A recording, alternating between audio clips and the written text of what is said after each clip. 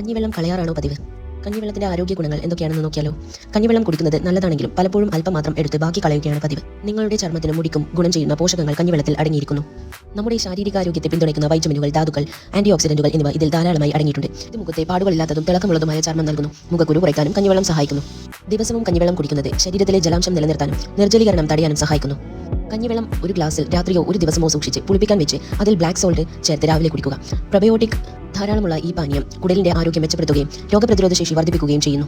ചോറിൽ നിന്ന് ഊറ്റിയെടുത്ത വെള്ളത്തിൽ അന്നജം അടങ്ങിയിട്ടുണ്ട്. ഇത് ദഹനത്തിന് നല്ലതാണ്. വയറുവേദന, ദഹനക്കേട് അല്ലെങ്കിൽ ഗ്യാസ് എന്നിവയുണ്ടെങ്കിൽ ദിവസവും ഒരു ഗ്ലാസ് കഞ്ഞിവെള്ളം കുടിക്കുന്നത് നല്ലതാണ്. അരി ശരീരത്തിന് തണുപ്പ് നൽകുന്ന ഒരു ഭക്ഷണമാണ്. ഹോർമോൺ മാറ്റങ്ങൾ കാരണം സ്ത്രീകൾക്ക് പലപ്പോഴും കൂടുതലായി ചൂട് ശരീരത്തിൽ അനുഭവപ്പെടാറുണ്ട്.